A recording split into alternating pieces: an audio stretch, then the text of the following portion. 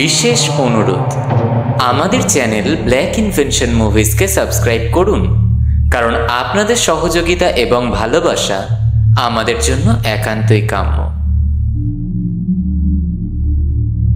এখন থেকে আমাদের অডিও স্টোরি শুনুন স্পটিফাইতেও। আমাদের চ্যানেল ব্ল্যাক ইনভেনশন মুভিজ কোনো রকম তন্ত্রবিদ্যা ভৌতিক শক্তিকে প্রমোট করে না, সর্বস্বই আপনাদের মনোরঞ্জনের জন্য।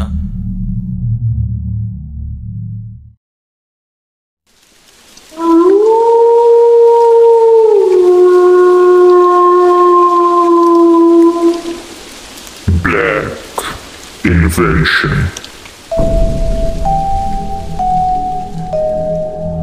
সকলকে স্বাগতম জানাই Black Invention Movies storytelling পডকাস্টে।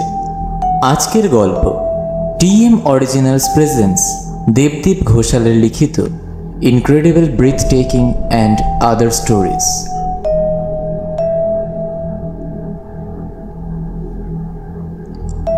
প্রথম গল্প, পিতার পূর্বাভাস।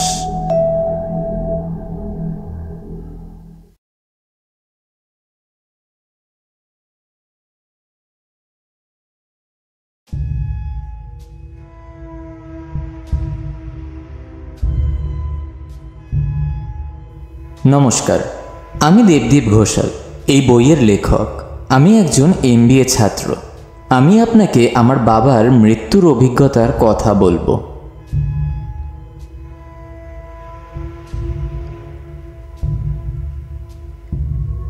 সাল 1982। আমার জন্মের 1 বছর আগে আমার দাদা শ্রী সত্যেন্দ্রনাথ ঘোষাল স্ট্রোকে মারা যান। দাহ এবং শ্রাদ্ধ সম্পন্ন হয়। একদিন বিকেলে আমার বাবা তার সোফায় শুয়েছিলেন। তিনি দুঃখিত এবং বিষণ্ণ ছিলেন, কারণ তিনি তার বাবাকে খুব ভালোবাসতেন।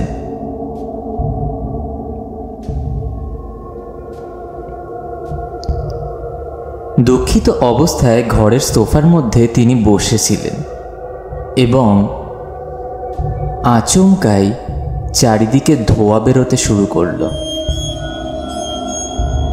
আচমকাই বাবা দেখতে পেলেন তার বাবা তার সামনে দাঁড়িয়ে আছেন। তিনি নিজের চোখে বিশ্বাস করতে পারছিলেন না। দাদু তার প্রিয় কুর্তা পায়জামা পরেছিলেন। হঠাৎ বাবা শুনতে পেলেন একটি কণ্ঠস্বর তাকে বলছে, ছেলে, দয়া করে আমার মূর্তি বা দেবতাদের প্রতিদিন কিছু জল দিও, কারণ আমি সেখানে নেই। আমাদের শোয়ার ঘরের কাছে সমস্ত দেবতার মূর্তি সহ একটি বড় বেদি ছিল। আচমকাই আমার বাবা দেখতে পেলেন সমস্ত ধোঁয়ার মধ্য দিয়ে তিনি অদৃশ্য হয়ে গেলেন।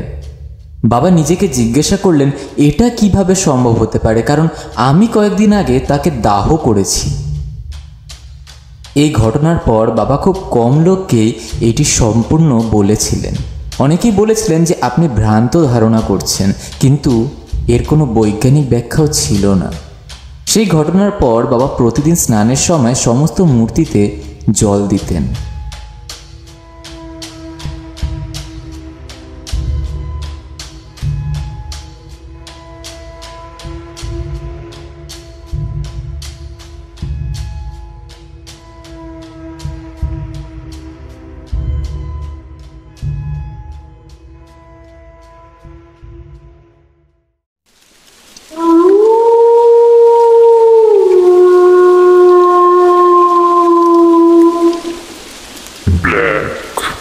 Invention।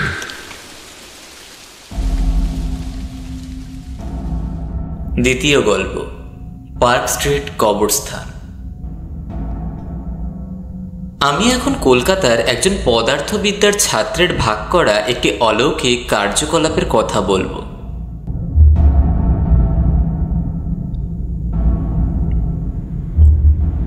এরিক স্যামুয়েল ছিলেন প্রেসিডেন্সি কলেজে পড়াশোনা করা একজন পদার্থবিদ্যার সম্মানিত ছাত্র। বছরটি ছিল 90-এর দশকের কোনো এক সময়। তিনি কিড স্ট্রিটে পড়াশোনা করতে যেতেন। তার একটি সাইকেল ছিল, তাই 1 ডিসেম্বর রাতে তিনি সাইকেল করে বাড়ি ফিরছিলেন। রাত প্রায় 11টা। আচমকাই রাস্তায় একজন মহিলা তার সামনে এসে দাঁড়ালেন। মহিলাটি বললেন, দয়া করে আপনি কি আমাকে পরবর্তী বাস স্টপে পৌঁছাতে সাহায্য করতে পারেন? কারণ আমি একজন মহিলা এবং একা। এরিক বললেন, পেছনে বসুন। এরিকের কথার পরিবর্তে মহিলাটি তার সাইকেলের পেছনে বসে পড়লেন। মহিলাটি ব্রিটিশ আমলের একটি গাউন পরা অবস্থায় ছিলেন। এরিক মহিলাটিকে দেখে একটু চিন্তিত হলেন। সাইকেল চলতে শুরু করলো শুনশান ফাঁকা রাস্তার মধ্য দিয়ে। কিছুটা দূর এগোতেই দেখা গেল পার্ক স্ট্রিট কবরস্থান। আচমকাই মহিলাটি এরিককে শ্বাসরোধ করতে শুরু করলেন।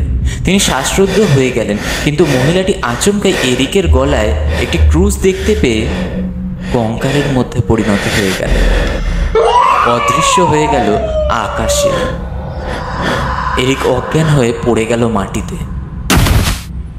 সকালে এরিকের যখন ঘুম ভাঙে তখন সে দেখতে পায় যে লোকেরা তার দিকে তাকিয়ে আছে। লোকেরা তাকে জিজ্ঞাসা করলো যে কি হয়েছে। এরিক তার প্যারানর্মাল অভিজ্ঞতার কথা বলল।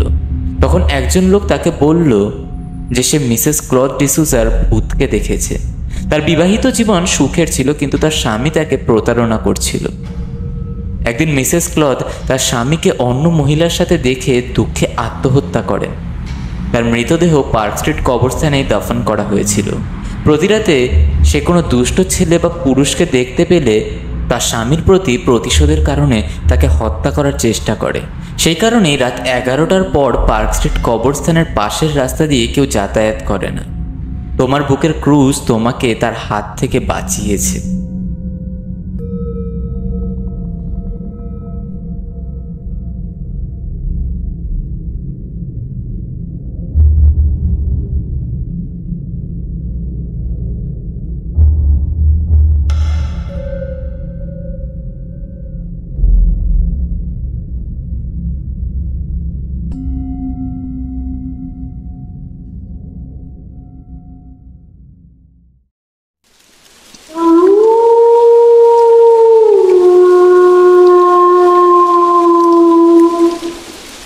Black Invention.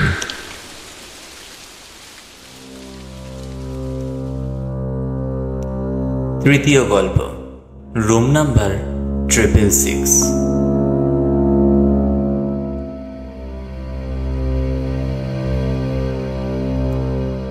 বাইবেলের প্রকাশিত বাক্য বইয়ে 666 সংখ্যাটি পশুর সংখ্যা নামে সর্বাধিক পরিচিত, যা প্রায়শই খ্রিস্ট বিরোধী বা মন্দের সাথে যুক্ত। তবে সংখ্যাতত্ত্ব এবং দেবদূত সংখ্যা ব্যাখ্যায় 666 ভারসাম্য, সম্প্রীতি এবং আধ্যাত্মিক বৃদ্ধিরও প্রতিনিধিত্ব করতে পারে, যা ব্যক্তিদের তাদের মনোযোগ পুনর্বিন্যাস করতে এবং অভ্যন্তরীণ শান্তি খুঁজে পেতে উৎসাহিত করে। প্রকাশিত বাক্য বইয়ে 666কে পশুর সংখ্যা হিসেবে বর্ণনা করা হয়েছে, যা একটি মন্দ সত্তা বা শক্তির প্রতীকী প্রতিনিধিত্ব, খ্রিস্ট বিরোধী বা ঈশ্বরের বিরোধিতা করে।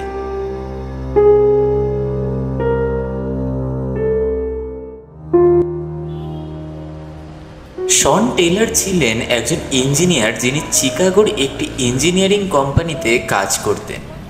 তিনি পর্তুগিজ বংশোদ্ভূত একজন খ্রিস্টান ছিলেন এবং মূলত গোয়ার বাসিন্দা ছিলেন।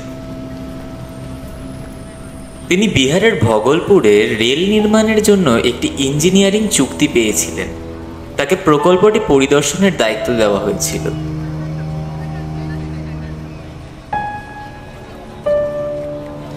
তিনি পাটনা পৌঁছে গাড়িতে করে ভগলপুরে পৌঁছান। ডিসেম্বরের মাস ছিল এবং ঠান্ডা ছিল। তাপমাত্রা প্রায় 10 ডিগ্রি সেলসিয়াস ছিল। তিনি হোটেল হিলটন নামে একটি 3 তারকা হোটেলে ইন করেন। তাকে ভগলপুরের 3 দিন থাকতে হয়েছিল। হোটেল ম্যানেজার তাকে 666 নম্বর রুমটি দিয়েছিলেন। ঘরটি প্রশস্ত ছিল এবং ঘরটিতে একটি হিটার, একটি বড় বিছানা এবং একটি টেবিল ছিল। ঘরটিতে একটি এলইডি টেলিভিশনও ছিল। প্রথম 2 দিন সে কাজে ব্যস্ত ছিলেন। দ্বিতীয় দিন রাত 8টার দিকে সে হোটেলে ফিরে এসে রাতের খাবার খেয়ে 1 বোতল স্কচ নিয়ে মদ্যপান শুরু করেন। কয়েক পেক খাওয়ার পর সে নেশাগ্রস্ত হয়ে পড়ে। ঘুমের জন্য প্রস্তুতি নিতে শুরু করে। পরের দিন সকাল 8টায় তার আমেরিকা যাওয়ার বিমান ছিল।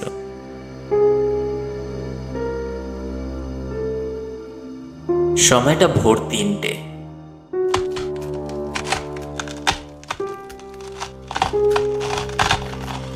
গভীর ঘুমে আচ্ছন্ন ছিলেন শন টেলর। আচমকাই কানে একটি শব্দ আসে। কেউ যেন টেবিলটি জোরে জোরে নাড়াচাড়া করছে। শন টেলর যেই ভয়ে জেগে উঠল, সেই মুহূর্তেই তিনি দেখতে পেল যে রক্তে ভেজা একটি মহিলার দেহ দাঁড়িয়ে আছে তার সামনে। আচমকাই মহিলাটি তার ঘাড় চেপে ধরল, শন টেলরকে শ্বাসরোধ করতে শুরু করলো। সে দম বন্ধ হয়ে গেল এবং সাহায্যের জন্য চিৎকার করতে শুরু করলো। হঠাৎ সে চিৎকার করে বলল, তুমি আমাকে কেন মারতে চাও? আমি কি ভুল করেছি? আচমকাই সেই মহিলাটি জবাব দেয়, সব পুরুষই একরকম, তারা কেবল যৌন বোঝে। তখন শন টেলর বুঝতে পারল যে সে কিছু বলতে চায়। শন টেলর জিজ্ঞাসা করে উঠল, তুমি তোমার গল্প বলতে পারো, আমি হয়তো তোমাকে সাহায্য করতে পারি।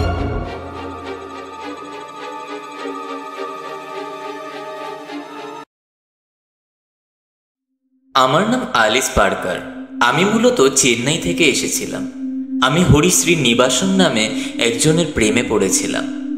আমাদের পরিবার বিয়েতে রাজি ছিল না এবং একদিন আমরা একে অপরের কাছাকাছি এসে যৌন সম্পর্ক স্থাপন করি।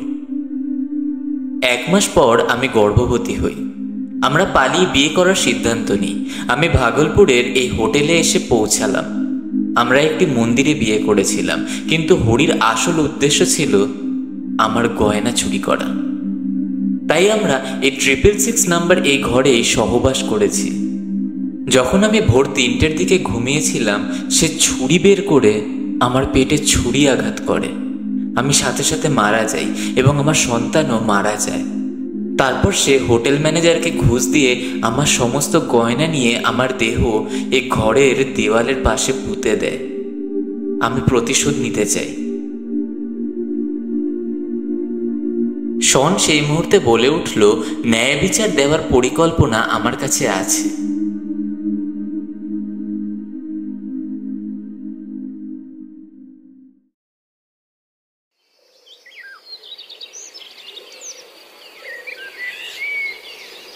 পরের দিন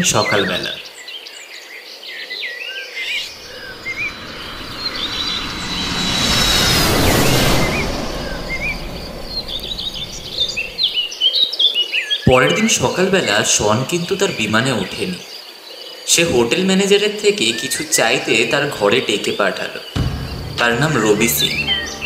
যখন সে ঘরে পৌঁছায়, তখন আচমকাই কালো ধোঁয়ায় সারা ঘর ভরে যায় এবং আচমকাই হোটেলের ম্যানেজার রবি সিং আলিসের ভূত দেখতে পায়। সে ভয় পেয়ে বলে, তুমি তো মারা গেছো, তুমি এখানে কিভাবে থাকতে পারো? আচমকাই আলিসের ভূত চিৎকার করে বলে ওঠে, আমার আত্মাই 666 নম্বর ঘরে আটকা পড়েছে এবং এখন আমি তোমাকে মেরে ফেলব। সে ভূত রবি সিংকে শ্বাসরোধ করতে শুরু করে, কিন্তু হঠাৎ শন বলে ওঠে, ওকে মেরো না, আইন তাকে বিচার দেওয়ার জন্য আছে। আলিস বলল, না, আমি ওকে মেরে ফেলব। এরপর রবি বলে উঠল, আমাকে মেরো না, আমি পুলিশের কাছে আমার অপরাধ স্বীকার করব। এরপর রবি পুলিশের কাছে গিয়ে সব কিছু স্বীকার করে। 666 নম্বর কক্ষের দেওয়াল ভেঙে ফেলা হয় এবং আলিসের কঙ্কাল উদ্ধার করা হয়। হরিকে চেন্নাই থেকে বন্দি করা হয়। সে আবার বিয়ে করেছিল। মামলাটি সুপ্রিম কোর্টে যায়। তাদের দোষী সাব্যস্ত করা হয় এবং মৃত্যুদণ্ড কার্য করা হয়। কিন্তু রবিকে 14 বছরের কারাদণ্ড দেওয়া হয়, কারণ সে সেই মহিলাটিকে হত্যা করেনি।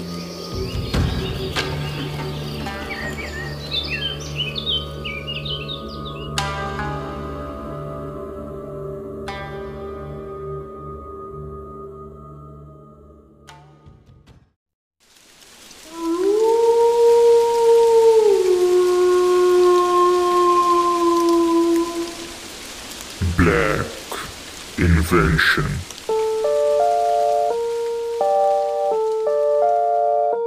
সকলকে স্বাগতম জানাই Black Invention Movie storytelling পডকাস্টে। আজকের গল্প টিএম অরিজিনালস প্রেজেন্স দেবদীপ ঘোষালের লিখিত incredible breathtaking and other stories, দ্বিতীয় পর্ব। প্রথম গল্প, the ghost of Dona.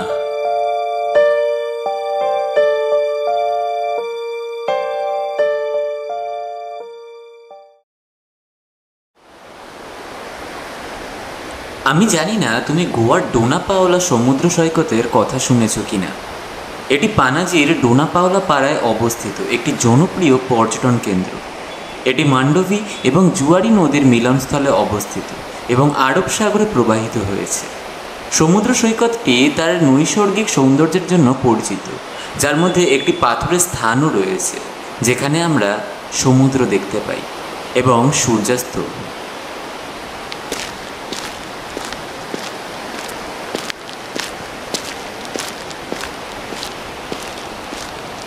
Father টেরি নীল গির্জা থেকে বেরিয়ে ডোনা পাওলা সমুদ্র সৈকতের কাছে অবস্থিত একটি আবাসস্থলে আসছিলেন। রাত প্রায় 10টা, ঠান্ডা বাতাস বইছিল। আচমকাই কোথা থেকে একটি ছায়া এসে হাজির হলো তার সামনে। দেখে মনে হলো একটি মহিলার ছায়া এটি।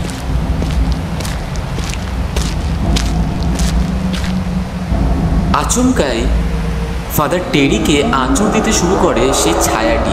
তিনি কিছু বুঝতে পারার আগেই ছায়াটি তার ঘাড় ভেঙে তার শিরচ্ছেদ করে। রক্তাক্ত অবস্থায় ফাদার টেরির প্রাণহীন দেহ সমুদ্র সৈকতে পড়ে থাকে।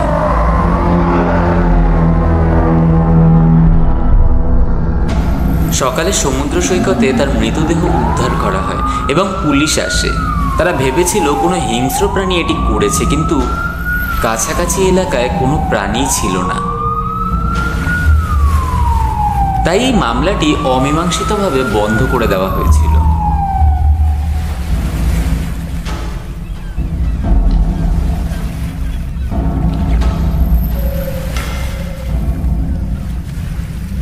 ভরত দেশপান্ডে ছিলেন একজন চ্যাটার্ড অ্যাকাউন্টেন্ট, যিনি একটি ফাইন্যান্স কোম্পানিতে ম্যানেজার পদে চাকরি করতেন। তিনি সবেমাত্র মুম্বাই থেকে গোয়া চলে এসেছিলেন। তিনি এবং তার স্ত্রী ডোনা পাওলা সমুদ্র সৈকতের কাছে একটি ছোট ভিলায় থাকতেন। একদিন তিনি সমুদ্র সৈকতের পার যাচ্ছিলেন। হঠাৎ তার গাড়ির সামনে একটি ছায়া এসে আবারও হাজির হল। তিনি ভয় পেয়ে গেলেন, কারণ তিনি ভেবেছিলেন যে তিনি তার গাড়ি দিয়ে কাউকে হত্যা করছেন। তিনি কিছুটা মাতালও ছিলেন। গাড়ি থেকে নামতে নামতে তিনি দেখলেন সামনে কেউ নেই। গাড়ির ভেতরে যাওয়ার সময় আচমকা একটি মহিলার ছায়া দেখা দিল তাকে। ভরতের মেরুদণ্ড বয়ে একটা শীতল অনুভূতি নেমে গেল। তিনি কি ভূত দেখছেন? সেই মুহূর্তে ছায়াটি তাকে বলে উঠল, তোমার কি কিছু মনে আছে ক্যাসপার? ভরত বলে ওঠে, তুমি কে? এবং আমার নাম ক্যাসপার নয়, আমি ভারত।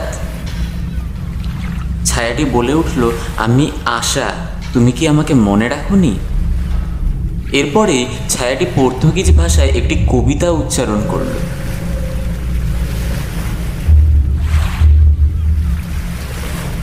ভালোবাসার সীমানা তোমার সাথে একটা সুতোর মতো জড়িয়ে আছে। তোমার গোলাপি চোখ আমাকে এই দুঃখী পৃথিবীতে বেঁচে থাকার জন্য সাপোর্ট দাও। সমুদ্রের গভীরতা অবিরাম, কিন্তু ভালোবাসার রং তোমার স্পর্শে আবদ্ধ। আমার চোখের অশ্রু চিরকাল তোমার থাকবে। তুমি আমার মুকুটের রত্ন। ঈশ্বরের করুণা আমাকে দিয়েছে। তোমার ভালোবাসার উপহার এটা যেন স্থায়ী হয়, আমার রক্তের শেষ ফোঁটা পর্যন্ত তোমার হৃদয়ের ক্যানভাসকে আলোকিত করে। ভরত কবিতাটি শুনে বলল, কে তুমি? আমি ছোটবেলা থেকেই স্বপ্নে এই কবিতাটি শুনে আসছি।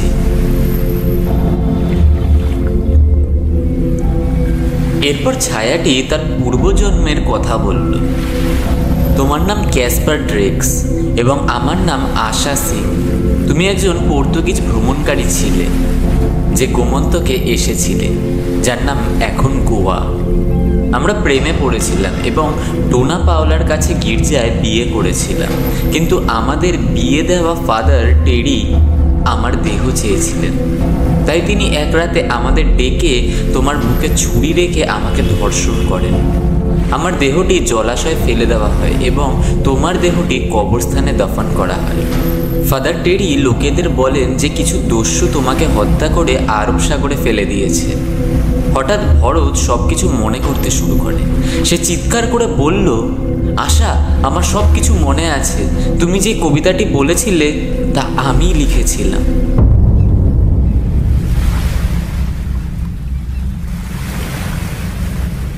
এরপর আশার ভুতুরে ছায়াটি বলে উঠল, এখন আমি শান্তিতে স্বর্গে যেতে পারি। আমি মুক্তি পাইনি কারণ আমার দেহটি দফন করা হয়নি, বরং তুমি যখন কবরে ছিলে তখনই তোমার পুনর্জন্ম হয়। বিদায়, আমার ভালোবাসা নিও। এই কথাটি বলে আশা সিংয়ের ছায়া বাতাসে অদৃশ্য হয়ে গেল।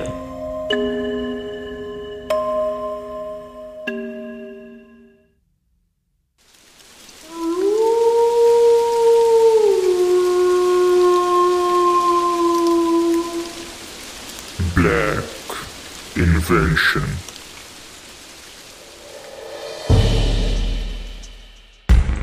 দ্বিতীয় গল্প, টেলিপোর্টেশন। টেলিপোর্টেশন তার সবচেয়ে মৌলিক অর্থে পদার্থ বা শক্তিকে এক বিন্দু থেকে অন্য বিন্দুতে তাৎক্ষণিকভাবে পরিবহনের অরেকটিক ধারণাকে বোঝায়, যার মধ্যে ভৌত স্থান অতিক্রম না করে। এটি বিজ্ঞান কল্পকাহিনীতে একটি সাধারণ ট্রোপ, যা প্রায়শই বস্তু বা মানুষের তাৎক্ষণিক গতিবিধি হিসাবে চিত্রিত হয়।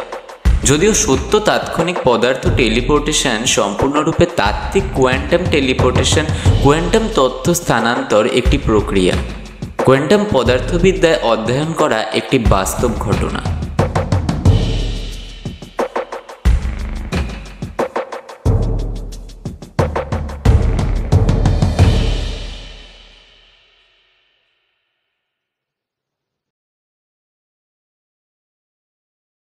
আমি তোমাদেরকে সমাচরণ লাহিড়ী সম্পর্কে একটি ঘটনা বলবো। তিনি একজন যোগী ছিলেন এবং তিনি নতুন টেলিপোর্টেশন করেছিলেন।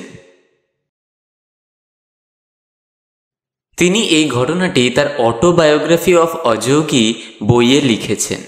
পাঠকদের বিবেচনার ভিত্তিতে নাম এবং স্থান পরিবর্তন করা হয়।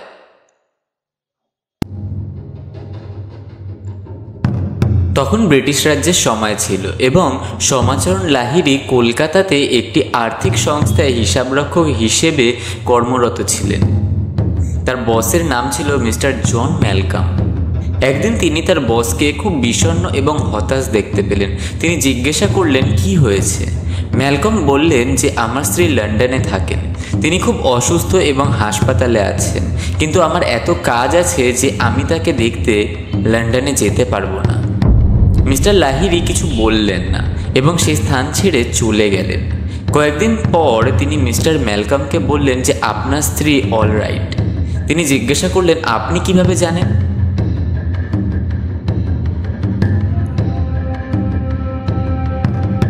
সমাচরণ লাহিড়ী বললেন, আমি জানি আপনি শীঘ্রই আপনার স্ত্রীর কাছ থেকে একটি চিঠি পাবেন।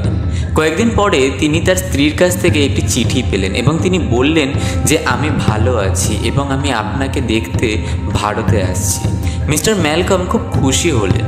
কয়েকদিন পর তিনি কলকাতায় আসেন। একটি পার্টির আয়োজনও করা হয়েছিল এবং মিসেস ম্যালকম যখন মিস্টার সমাচরণ লাহিড়ীকে দেখতে পান তখন তিনি বললেন, কেমন আছেন স্যার? লন্ডন ভ্রমণটা ভালো ছিল তো? মিস্টার ম্যালকম অবাক হয়ে যায়। তার স্ত্রীকে জিজ্ঞাসা করেন, আপনি তাকে কিভাবে চেনেন? আদৌ সমাচরণ লাহিড়ী কিন্তু কোনোদিনই লন্ডন যায়নি। সে বলে বসে, তোমার একটা চিঠি নিয়ে এসেছিল এবং আমি তাকে বলেছিলাম যে হাসপাতালে তোমাকে বলার অধিকার আমার আছে। মিস্টার ম্যালকম অবাক হয়ে গেলেন যে একজন মানুষ একই সাথে ভারত এবং যুক্তরাজ্যে কিভাবে থাকতে পারে।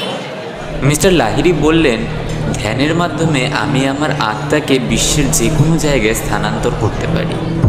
আমার অবচেতন মন লন্ডনে তোমার স্ত্রীর সাথে দেখা করেছিল, কিন্তু আমার দেহ কলকাতাতেই ছিল।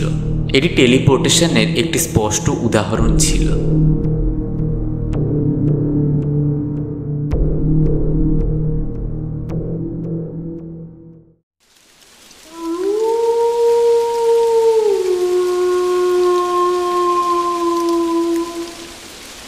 Black Invention.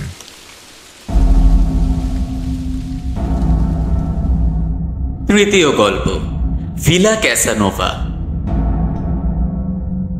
রাজ এবং সোনাম নতুন বিবাহিত। রাজ চিকাগোতে একটি ইঞ্জিনিয়ারিং কোম্পানিতে কাজ করত।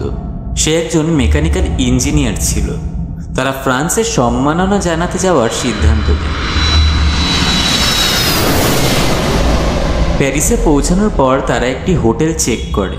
পরের দিন তারা আইফেল টাওয়ার, নেপোলিয়ান বোনাপার্টের সমাধি এবং লুভার জাদুঘর দেখে। তারপর তারা বার্গান্ডি যাওয়ার সিদ্ধান্ত নেয়। তারা একটি গাড়ি ভাড়া করে তাদের যাত্রা শুরু করার জন্য।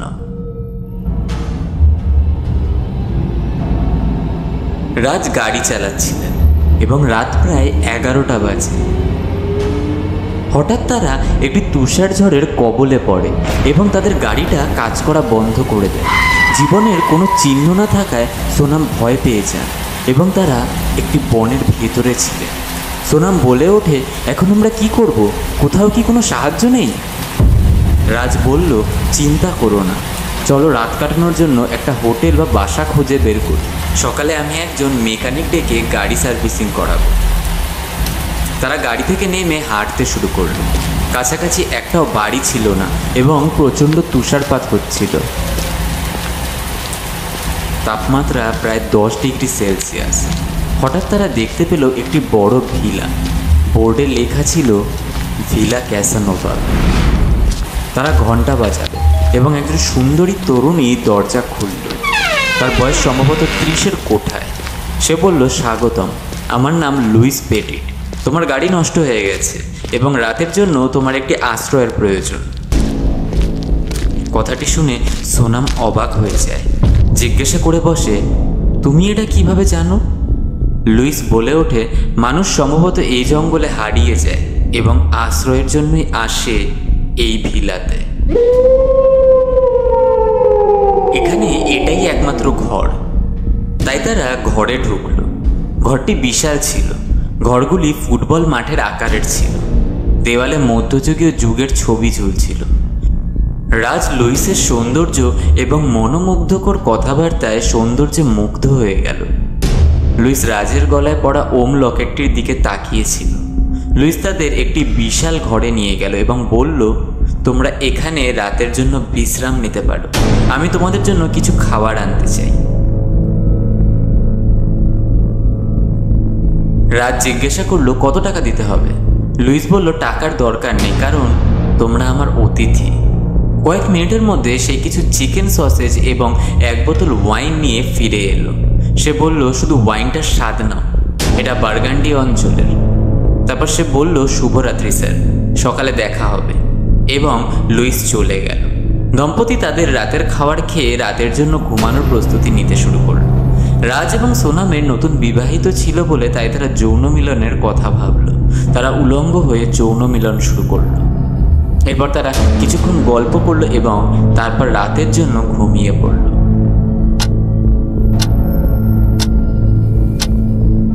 সময়টা ঠিক রাত 3টে। রাজ ঘুমাচ্ছিল। আচমকাই সে শুনতে পেল একটি মহিলার কণ্ঠস্বর তাকে ডাকছে। কণ্ঠস্বরটি সম্মোহিত করছিল এবং রাজ সেই আওয়াজের পেছনে চলতে শুরু করল। কণ্ঠস্বরটি ডাকতে ডাকতে বলল, রাজ, দয়া করে আমার কাছে এসো, আমি বহু বছর ধরে তোমার জন্য অপেক্ষা করছি। তারা যে ঘরে ঘুমাচ্ছিল তার কাছে একটি বেসমেন্ট ছিল। সেখান থেকে এই শব্দটি আসছিল। যখন সে বেসমেন্টে প্রবেশ করলো, সে দেখতে পেল লুইস সম্পূর্ণ নগ্ন এবং তার সামনে দাঁড়িয়ে আছে।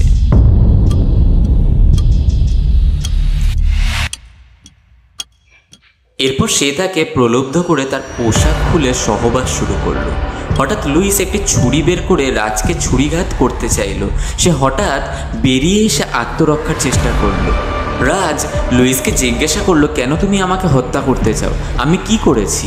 লুইসের চোখ লাল হয়ে গেল এবং সে বলল, তুমি আমার অতীত সম্পর্কে জানতে চাও? খুব ভালোভাবে সে বলল, 100 বছর আগে আমি এই ভিলায় আমার স্বামীর সাথে থাকতাম। তার নাম ছিল ক্যাসানোভা।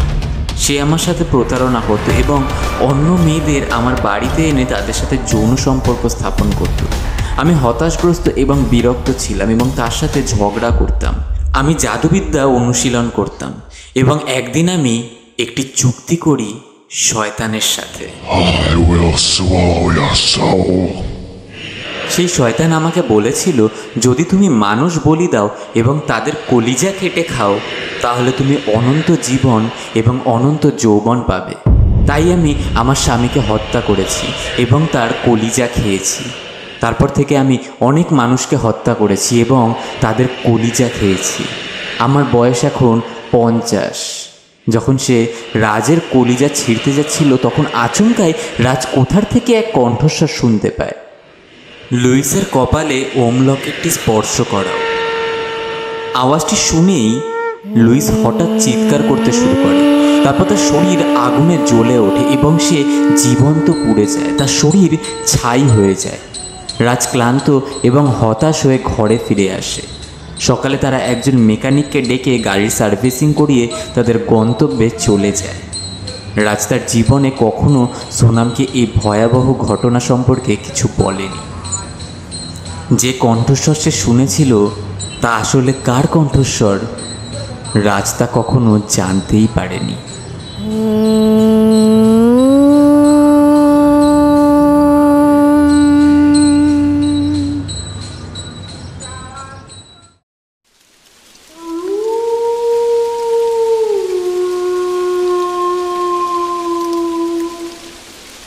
Black Invention.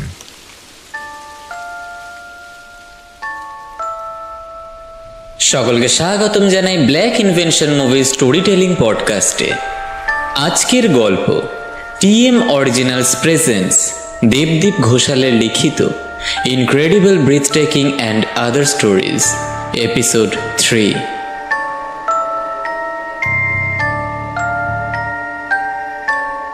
প্রথম গল্প, স্পাই। 1905 সালের বঙ্গভঙ্গ ছিল ব্রিটিশ রাজ কর্তৃক বঙ্গ প্রেসিডেন্সির একটি আঞ্চলিক পুনর্গঠন, যা এই অঞ্চলটিকে পূর্ব ও পশ্চিম বাংলায় বিভক্ত করে। ব্রিটিশরা দাবি করেছিল যে এটি প্রশাসনিক দক্ষতার জন্য ছিল, কিন্তু এটিকে ব্যাপকভাবে হিন্দু ও মুসলমানদের মধ্যে বিভাজন তৈরি করে ক্রমবর্ধমান জাতীয়তাবাদী আন্দোলনকে দুর্বল করার একটি পদক্ষেপ হিসাবে দেখা হয়েছিল। এই বিভাজনের ফলে ব্যাপক বিক্ষোভ এবং স্বদেশী আন্দোলনের সূত্রপাত হয়।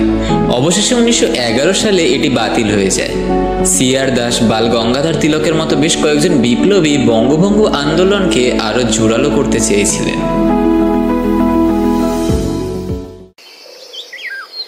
চরণ দাস ছিলেন 35 বছর বয়সী একজন ব্যক্তি, যিনি 1905 সালের বঙ্গভঙ্গের সময় লালবাজার পুলিশ বিভাগে কর্মরত ছিলেন। পুলিশ অফিসার হওয়ার পাশাপাশি তিনি বঙ্গভঙ্গ বিপ্লবী আন্দোলনের একজন গুপ্তচরও ছিলেন। তিনি মূলত খুলনার বাসিন্দা ছিলেন। তিনি স্বদেশীদের যে কোনো অভিযানের আগে থেকেই তথ্য দিতেন। তিনি বাংলার বিপ্লবীদের কাছে অস্ত্রও পাঠাতেন। তার মূল লক্ষ্য ছিল ব্রিটিশ শাসন থেকে ভারতের সম্পূর্ণ স্বাধীনতা। তার একটি সাইকেল ছিল, যার মাধ্যমে তিনি সারা বাংলা ঘুরে স্বদেশীদের কাছে গোপন চিঠি পাঠাতেন। তিনি একজন পুলিশ অফিসার হওয়ার জন্য তাকে সন্দেহ করা হতো না। একদিন তিনি বিপ্লবীদের কাছে চিঠি এবং কিছু অস্ত্র নিয়ে চট্টগ্রাম যাচ্ছিলেন। লালবাজার এ কথার সূত্র পায়। লালবাজারে করণ সিং নামে একজন কনস্টেবল কলকাতা পুলিশের ডিসিপি মিস্টার জন টেলারকে সবকিছু জানিয়ে দেন যে চরণ দাস একজন গুপ্তচর। তারা তার ডেস্ক তল্লাশি করে বাংলার বিপ্লবী আস্তানায় পুলিশের অভিযানের বিষয়ে চিঠি খুঁজে পান। যখন সে চট্টগ্রামে পৌঁছায় তখন তাকে গ্রেপ্তার করে লালবাজারে পাঠানো হয়। পুলিশ তাকে জিজ্ঞাসাবাদ শুরু করে, কিন্তু সে কিছুই বলেনি। তারা তার সব হাড় ভেঙে ফেলে এবং তার সব নখ ছিঁড়ে ফেলে। তারপর মিস্টার জন টেলর তাকে জিজ্ঞাসা করেন, তুমি যদি সব কথা স্বীকার করো আমরা তোমার সাজা কিন্তু কমিয়ে দিতে পারি। চরণ দাস এই কথার পরিপ্রেক্ষিতে উত্তর দেন, আমার দেশ থেকে বেরিয়ে যাও।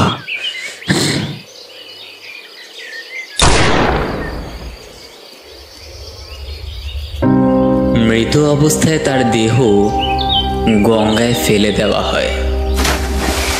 তার শেষ কথাগুলো ছিল বন্দে মাতারম এবং জয় হিন্দ। বছর কেটে গেল এবং সবাই ভুলে গেল যে চরণ দাসের অস্তিত্ব আছে। এক রাতে ডিসিপি জন টেলর একটা পার্টির থেকে বাড়ি ফিরছিলেন। রাত প্রায় 10টা। তিনি মাতাল হয়েছিলেন। তিনি নিজের গাড়িও চালাচ্ছিলেন। হঠাৎ তিনি তার গাড়ির সামনে একটা কালো ছায়া দেখতে পেলেন। তিনি বেরিয়ে চিৎকার করে বললেন, কে কে এই পাগল? যখন ছায়াটি তার সামনে এলো তখন তিনি ভয় পেয়ে গেলেন। ছায়াটি চরণ দাসের। তিনি নিজের চোখকে বিশ্বাস করতে পারছিলেন না। তিনি ভাবলেন, কিভাবে বেঁচে থাকতে পারে? আমি নিজের হাতে তাকে গুলি করে মেরে ফেললাম। তিনি ভয়ে চিৎকার করে গাড়ির কাছে ফিরে দৌড়ে নিজের বাড়িতে ফিরে গেলেন। রাতে তিনি চরণ দাসের স্বপ্ন দেখেছিলেন। তিনি দেখতে পেলেন চরণ দাস তাকে শ্বাসরোধ করছে। ঘুম থেকে উঠে তিনি বুঝতে পারলেন, না, এটা একটা স্বপ্ন। সকালে যখন তিনি তার অফিসে ছিলেন হঠাৎ তিনি চরণ দাসকে তার সামনে দেখতে পেলেন। তিনি আতঙ্কে চিৎকার করে উঠলেন যখন সে বলল যে চরণ দাসকে সে দেখেছে। কনস্টেবল করণ সিং বলল, তুমি নিশ্চয়ই হ্যালোসিনেটিং করছো। জন ভেবেছিল এটা মানসিক চাপের কারণেও হতে পারে। পরের দিন সকালে করণ সিং এর মৃতদেহ আউটরাম ঘাটে পাওয়া গেল। ময়নাতদন্তের রিপোর্টে জানা গেল যে তার হার্ট অ্যাটাক হয়েছে। কিন্তু আউটরাম ঘাটে সে কি করছিল তার রহস্য কিন্তু থেকেই গেল। জন টেলর ঘটনাটি নিয়ে খুব চিন্তিত ছিলেন। তিনি ভেবেছিলেন চরণ দাসের ভূত কি নরক থেকে ফিরে এসেছে। এক রাতে ডিসিপি জন টেলর তার বাড়িতে ছিলেন। রাত প্রায় 11টা। তিনি সবেমাত্র রাতের খাবার খেয়েছিলেন এবং প্রচুর মদ্যপানও করেছিলেন। তিনি অবিবাহিত ছিলেন, তাই তার বাড়িতে কেউ ছিল না। আচমকাই একটা ছায়া দেখা গেল। ছায়াটি চরণ দাসের রূপে। টেলর ভয় পেয়ে সাহায্যের জন্য চিৎকার করে উঠল। অপরন্তু ভূতটি উত্তর দিল, আজ কেউ থামাবে না। তুমি যেভাবে আমাকে মেরেছো আমি তোমাকেও ঠিক তেমন ভাবেই মেরে ফেলবো।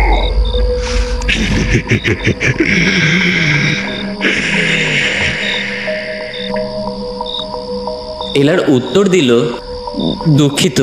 দুঃখিত চরণ, আমি কেবল আমার কর্তব্য আমি করছিলাম, এছাড়া আর বেশি কিছু না। আচমকাই টেলরের সামনে একটি দড়ি এসে তার গলায় স্বয়ংক্রিয়ভাবে একটি গিট বসিয়ে দিল এবং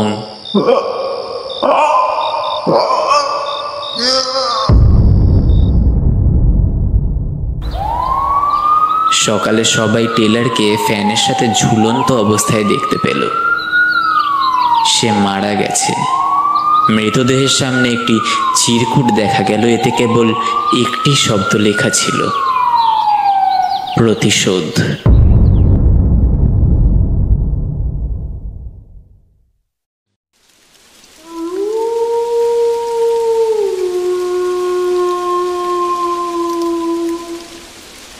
ব্ল্যাক ইনভেনশন।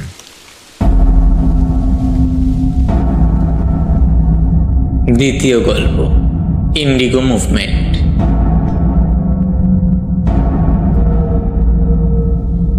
নীল আন্দোলন, যা নীল বিদ্রোহ নামেও পরিচিত, 1859 থেকে 1860 সালের মধ্যে ভারতের বাংলায় সংগঠিত একটি উল্লেখযোগ্য কৃষক বিদ্রোহ ছিল। এটি ছিল ইউরোপীয় নীলের শোষণমূলক অনুশীলনের বিরুদ্ধে কৃষকদের একটি বিদ্রোহ।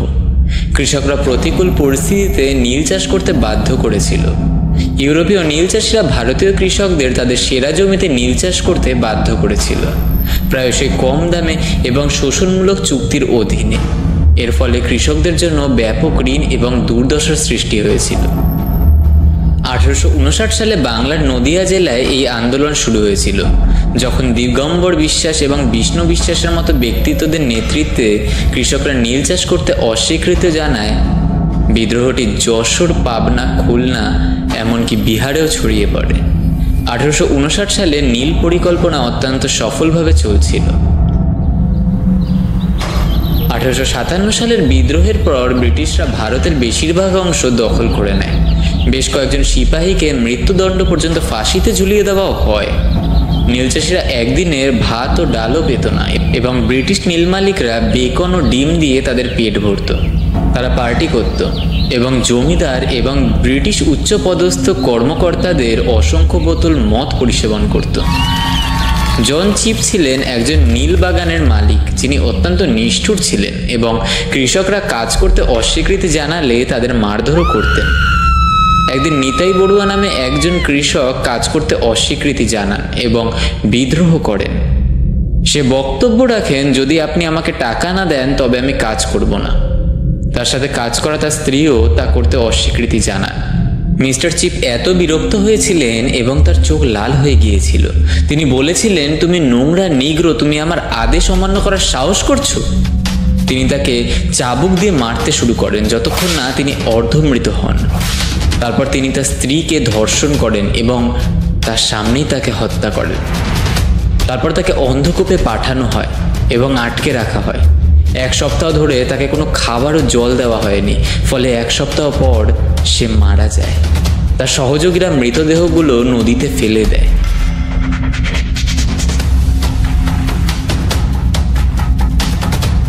এক সপ্তাহ ধরে সবকিছু ঠিকঠাক চলছিল। এক রাতে খাবারের পর সে 1 গ্লাস স্কচ খাচ্ছিলেন আর সিগারেট টানছিলেন। রাত প্রায় সেই মুহূর্তে 10টা বাজে। আচমকাই তার সামনে একটা ছায়া এসে দাঁড়ালো। ছায়াটি সম্পূর্ণ পুরুষ আকৃতির ছিল, দেখতে সম্পূর্ণ নেতাই বড়ুয়ার।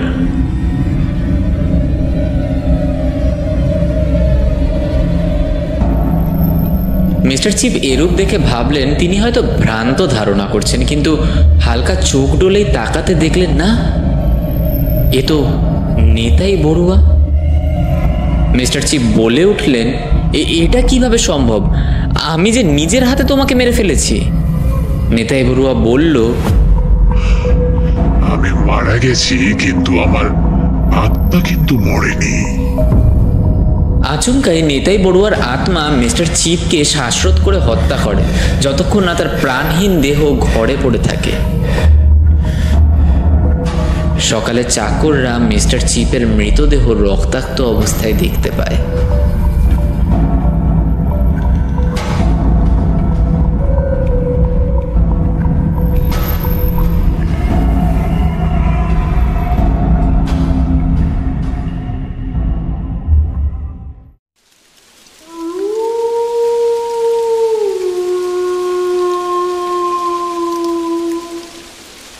Black invention.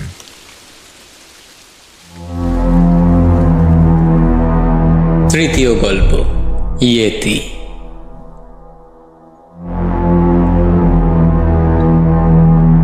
জঘন্য তুষার মানব নামে পরিচিত ইয়েতি নেপাল, ভারত এবং ভুটানের হিমালয় পর্বতমালায় বসবাসকারী একটি পা বিশিষ্ট প্রাণী। এটিকে একটি বিশাল বানরের মতো প্রাণী হিসাবে বর্ণনা করা হয়েছে। গড় মানুষের চেয়েও লম্বা, লম্বা লোমযুক্ত, যার শরীর ঢেকে আছে। যদিও ইয়েতি দেখার এবং পায়ের ছাপের গল্প এই অঞ্চলে, বিশেষ করে শেরপা সম্প্রদায়ের মধ্যে সাধারণ, এর অস্তিত্ব প্রমাণ করার জন্য কোনো বৈজ্ঞানিক প্রমাণ নেই। এই গল্পটি সুনীল গঙ্গোপাধ্যায় ইয়েতি অভিযান, কাকাবাবু এবং সেন্টু অভিযানের গল্প থেকে অনুপ্রাণিত। জম্মু ও দ্রাস অঞ্চলের বেশ কয়েকটি সন্ত্রাসী হামলার জন্য সন্ত্রাসী হাকিম আলীকে ওয়ান্টেড করা হয়েছিল। সে ছিল 9/11 হামলার মূল পরিকল্পনাকারী। ওসামা বিন লাদেনের কর্তৃক প্রতিষ্ঠিত আল কায়েদার সন্ত্রাসী ছিলেন সে পাকিস্তানের অ্যাবোটাবাদে থাকতেন। হঠাৎ করেই সে সম্পূর্ণরূপে নিখোঁজ হয়ে যায়, এমনকি র এবং সিবিআইও তাকে খুঁজে পায়নি। বিএসএফ ইউনিটের মেজর আকাশ সিংকে তাকে খুঁজে বের করে হত্যা বা গ্রেপ্তার করার দায়িত্ব দেওয়া হয়েছিল। নেপালের খুম্বু অঞ্চলে একটি চেকপোস্ট দেখে একজন শেরপা যখন তাকে খুঁজে পান তখন তিনি ধারণা পান শেরপাকে দেখার পর 1 সপ্তাহ পরেই তাকে হত্যা করা হয়। মেজর আকাশ সিং ভেবেছিলেন এটি হাকিম আলী হতে পারে, তাই তিনি কাঠমান্ডু বিমানবন্দরে পৌঁছান। খুম্বু অঞ্চলটি এভারেস্টের নেপালের পাশে উত্তর পূর্ব নেপালের একটি অঞ্চল। মেজর আকাশ সিং ভাবলেন, চলো একজন শেরপাকে নিয়ে মাউন্ট এভারেস্টের বেস ক্যাম্পে যাই এবং অঞ্চলটিকে অনুসন্ধানও করি। পরের দিন তিনি জয় বাহাদুর নামে একজন শেরপাকে নিয়ে যাত্রা শুরু করেন। তারা সকাল 9টায় যাত্রা শুরু করেন। তাপমাত্রা ছিল শূন্যের নিচে। তাদের সমস্ত গরম পোশাক ছিল এবং পেছনে একটি অক্সিজেন সিলিন্ডার, কারণ বাতাস পাতলা ছিল এবং অক্সিজেনের অভাব ছিল। হঠাৎ মেজর বাহাদুরকে জিজ্ঞাসা করলেন, ইয়েতির কিংবদন্তি কি সত্যি? শেরপা বললেন, আমি কখনো ইয়েতি দেখিনি, কিন্তু কিছু পর্যটক এবং শেরপা এটি দেখেছেন, কিন্তু তারা এটি ব্যাখ্যা করতে পারেননি। আচমকাই মেজরের চোখে কিছু ধরা পড়ল। এটি সাদা রঙের এবং লাল চোখ ছিল, উচ্চতা প্রায় 8 ফুট লম্বা ছিল। রায় বাহাদুর চিৎকার করে বলল, স্যার স্যার ডেঞ্জার, ওইটা ইয়েতি। কিন্তু মেজর ভয় পেয়ে গেল। সে উদ্বিগ্ন হয়ে উঠল। হঠাৎ করেই মূর্তিটি অদৃশ্য হয়ে গেল। মেজর অন্য কিছু সন্দেহ করতে লাগলেন। রাতে তারা এভারেস্টের বেস ক্যাম্পে আশ্রয় নিল। প্রচণ্ড ঠান্ডা ছিল।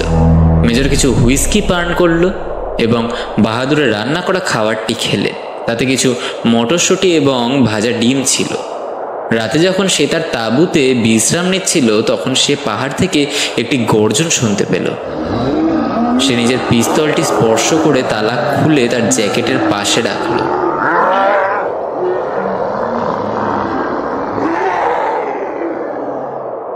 সকালে তারা আবার চেকপয়েন্টটি দেখা যাওয়ার জায়গার কাছে তাদের যাত্রা শুরু করলো। হঠাৎ তাদের সামনে একটি বিশাল মূর্তি দেখা গেল। বাহাদুর ভয় পেয়ে চিৎকার করে ইয়েতি ইয়েতি বলে উঠল। মেজর তার পিস্তলটি বার করে কয়েকটি গুলি ছাড়লেন। তিনি বুঝতে পারলেন যে এর দেহ বুলেট প্রুফ। হঠাৎ ইয়েতির পিছনে একটি দানব দেখা গেল। এটি সাদা রঙের এবং চোখ সবুজ। হঠাৎ তারা একে অপরের সাথে লড়াই শুরু করে। শেষ পর্যন্ত দানবটি ইয়েতির মাথা ছিঁড়ে ফেলল। কিন্তু তারপর মেজর দেখতে পেল এটি কেবল একটি রোবট। এর তারগুলি বেরিয়ে এসে সম্পূর্ণ ভেঙে মাটিতে পড়ে গেল। তারপর সেই দানবটি অদৃশ্য হয়ে গেল। বাহাদুর বলল, এটি কি সেই দানবটার রোবট মেজর? আকাশ সিং বলে উঠলেন, এটি আসলে ইয়েতি। এটি আমাদের জীবন বাঁচিয়েছে। এরপর মেজর কিছু সন্দেহ করলেন। তিনি একটু নড়ে গেলেন এবং কাছেই একটি কুঁড়ে ঘর দেখতে পেলেন। তিনি লুকানো বন্দুকটা বের করে জানালার কাছে এলেন। তারপর তিনি একজন লোককে দেখতে পেলেন। তার সামনে একটি এলইডি স্ক্রিন, একটি নিয়ন্ত্রণ প্যানেলও ছিল তার সাথে। শীঘ্রই তিনি বুঝতে পারলেন যে এটি সন্ত্রাসী হাকিম আলী। তিনি দরজা ভেঙে ভেতরে প্রবেশ করলেন। হাকিম যখন মেজরকে গুলি করতে যাচ্ছিলেন তখনই তিনি একেবারে ফাঁকা দূরত্বে গুলি করেন এবং হাকিম আলী ঘটনাস্থলে মারা যান। মেজর আকাশ সিংকে ওয়াকিটকিতে বলেন যে লক্ষ্যবস্তুটি নির্মূল করা হয়েছে। রয়েতে খুব খুশি হয়েছিল। তারা বলল, অভিনন্দন মেজর। কিন্তু সেই দিনের পর তিনি আর কখনো সেই দানবটি দেখতে পাননি।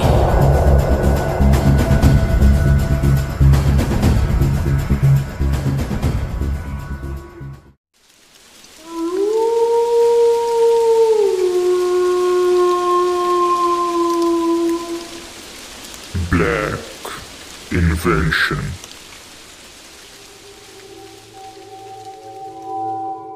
সকলকে স্বাগতম জানাই ব্ল্যাক ইনভেনশন মুভিজ অডিও স্টোরিতে।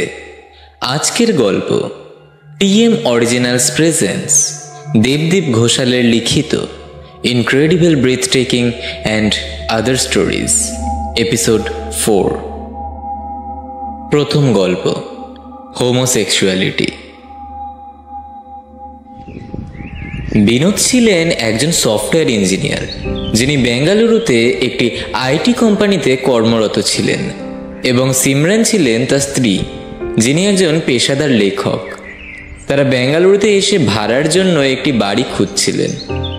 তারা আইটি হাবের কাছে বানারঘাটটায় একটি বাড়ি পেয়েছিলেন। দালাল তাদের বাড়িটি দেখানোর জন্য নিয়ে যায়। শহরের উপকণ্ঠে এটি একটি দোতলা বাংলো ছিল।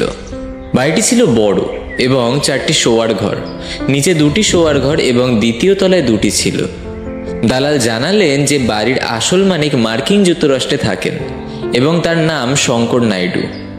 ভাড়া আনুপাতিক ছিল এবং ডকুমেন্টেশন সম্পূর্ণ হয়েছিল। জুলাই মাসে তারা বাড়িটি দখল করে নেয়। এটি ছিল বড় এবং প্রশস্ত। সিমরান তার পরবর্তী বইয়ের কাজ শুরু করে এবং বিনোদ সকাল 10টায় অফিস যেত এবং সন্ধ্যে 7টায় ফিরে আসতো। এক সপ্তাহ ধরে সবকিছু ঠিকঠাক ছিল। এক রাতে বিনোদ ফিরে আসতে দেরি করে ফেলেছিল এবং সিমরান তার ল্যাপটপে কাজ করছিল এবং 1 গ্লাস ওয়াইন খাচ্ছিল। হঠাৎ করে সে ওয়াইনে চুমুক দিল এবং বুঝতে পারল ওয়াইনটি রক্তে পরিণত হয়েছে। সে বমি করতে শুরু করলো এবং একজন মহিলার ছায়া তাকে শ্বাসরোধ করতে শুরু করলো। হঠাৎ সবকিছু যেন শেষ হয়ে গেল। বিনোদ যখন বাড়ি ফিরে এলো, সে দেখতে পেল সিমরান কাঁচা খাসি খাচ্ছে এবং রক্ত বেরোচ্ছে তার মুখ দিয়ে। সে খুব ভয় পেল। সে তার ঘরে গেল এবং রাতে ঘুমিয়ে পড়ল।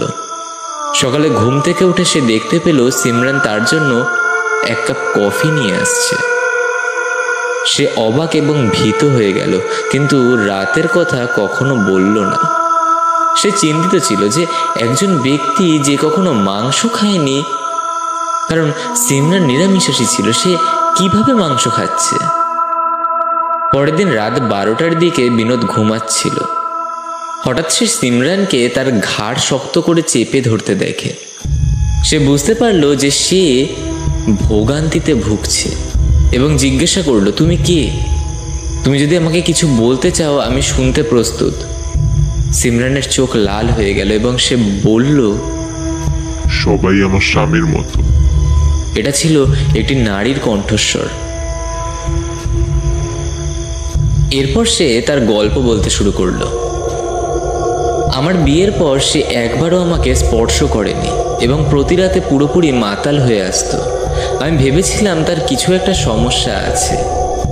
একদিন রাতে আমি আমার ঘরে ঘুমাচ্ছিলাম, তখন আমি তাকে একজন পুরুষের সাথে যৌন সম্পর্ক করতে দেখলাম।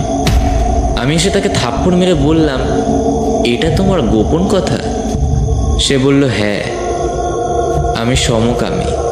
আমাদের ঝগড়া হয়েছিল এবং সে আমাকে খুব জোরে থাপ্পড় মেরেছিল এবং আমার মাথা দেওয়ালে ঠুকে দিয়েছিল এবং আমি তাৎক্ষণিকভাবে মারা গিয়েছিলাম। সে এবং তার প্রেমিক ভয় পেয়ে আমার দেহটি এই বাড়ির বেসমেন্টে পুঁতে দেয়।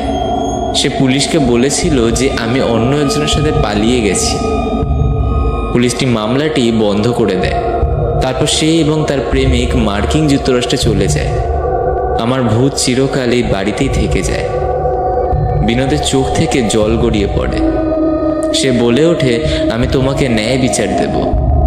সে শ্যামাকে তার পরিকল্পনার কথা জানায়। পরের দিন শঙ্কর নাইডুকে সে ফোন করে এবং বলে, তোমাকে তোমার হাতে নগদ ভাড়া দেব, দয়া করে বেঙ্গালুরুতে এসো। 1 সপ্তাহ পরে শঙ্কর নাইডু বাড়িতে ফেরে এবং বিনোদের দরজা খোলে, তাকে ভেতরে নিয়ে যায়। হঠাৎই একটা ছায়া এসে শঙ্করকে শ্বাসরোধ করতে শুরু করে। সে ভীত হয়ে বলে ওঠে, শ্যামা, এটা কিভাবে সম্ভব? আমি তোমাকে নিজের হাতে মেরে ফেলেছি। শ্যামা বলে উঠল, আমি মারা গেছি এবং আমার আত্মা এই বাড়িতে চিরকাল ঘুরে বেড়াচ্ছে। শঙ্কর বলল, দয়া করে আমাকে মেরো না, আমি পুলিশের কাছে আমার অপরাধ স্বীকার করব। তারপর সে পুলিশের কাছে গিয়ে সবকিছু স্বীকার করে। বিনোদ শ্যামার ভূতের সাথে তার কথোপকথনের সমস্ত কথোপকথন রেকর্ড করে। তাকে ফাঁসিতে ঝুলিয়ে মৃত্যুদণ্ড দেওয়া হয়। শ্যামার কঙ্কাল উদ্ধার করে তাকে দাহ করা হয়। পরে বাড়িটি গির্জায় পরিণত করা হয়। অবশেষে শ্যামার আত্মা শান্তিতে বিশ্রাম নেয়।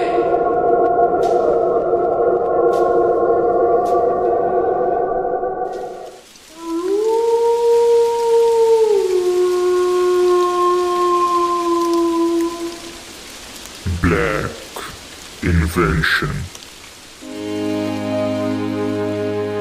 দ্বিতীয় গল্প, লাভিনা কল সেন্টার।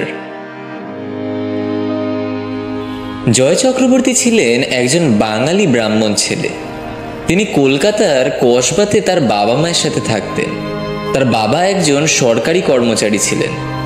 তিনি কলকাতার একটি নামী কলেজ থেকে সবেমাত্র বিকম অনার্স শেষ করেছেন। তারপর তিনি সল্টলেক সেক্টর 5-এর একটি নামী ইনস্টিটিউট থেকে এক্সিকিউটিভ MBA প্রোগ্রামে যোগ দেন। তার বিশেষত্ব ছিল হিউম্যান রিসোর্স ম্যানেজমেন্ট। যেহেতু এটি একটি অনলাইন ডিগ্রি ছিল, তাই তিনি ভাবলেন কোনো চাকরি পাবেন না এবং একই সাথে MBAও করবেন না। তিনি naukri.com-এ তার জীবন বৃত্তান্ত পোস্ট করেন। কয়েকদিনের মধ্যেই হঠাৎ করেই সারা ভারত থেকে তার কাছে ইন্টারভিউয়ের জন্য ফোন আসতে থাকে।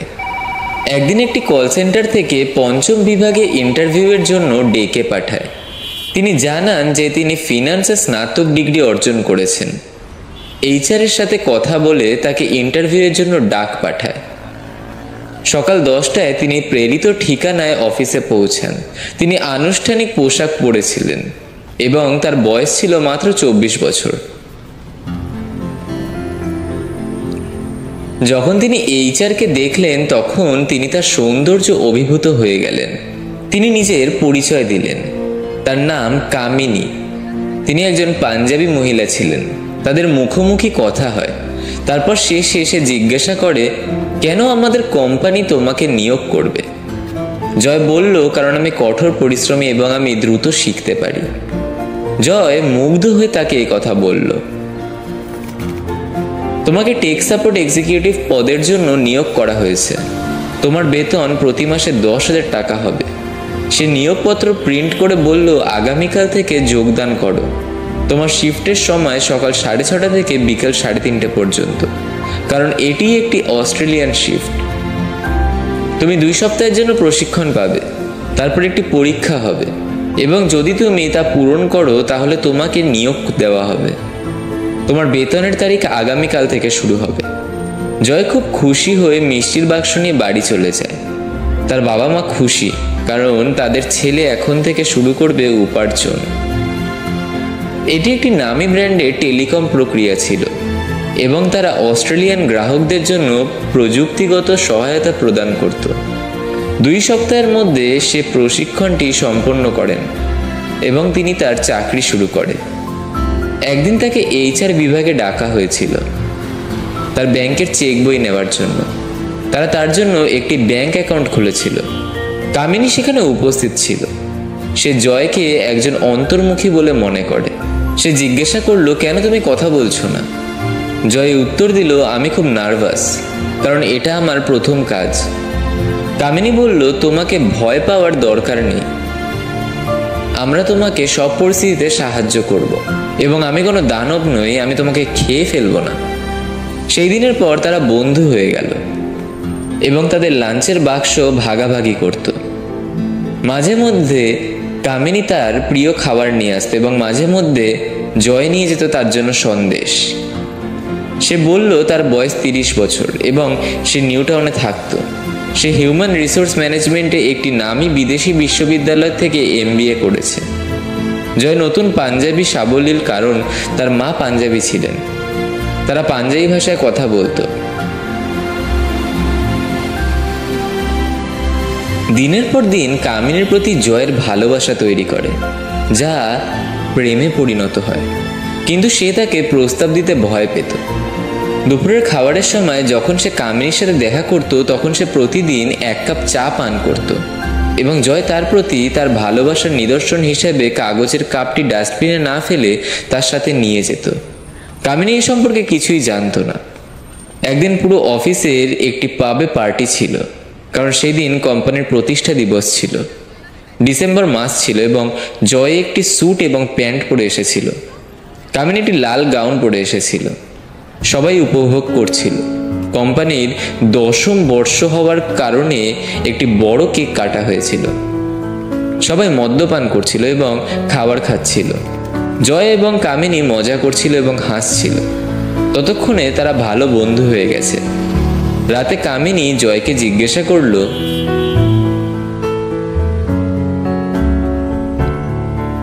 চলো তোমার বাড়িতে যাই, আমি কখনো তোমার বাড়ি দেখিনি। এই কথা শোনার সাথে সাথে জয় রাজি হলো। তারা একটি ওলা নিয়ে জয়ের বাড়িতে পৌঁছালো। কসবায় একটি পুরনো ফ্ল্যাট ছিল। তারা দুজনেই মাতাল অবস্থায় ছিল। জয় আর কামিনী জয়ের শোবার ঘরে ঢুকলো। ওটা ছিল একটা আরামদায়ক ঘর, যার জানালা দিয়ে একটা বাগান দেখা যাচ্ছিল। তার ফ্ল্যাটটা ছিল 1ম তলায়। জয়ের বাবা মা দিল্লিতে থাকতেন তার কাকার সাথে।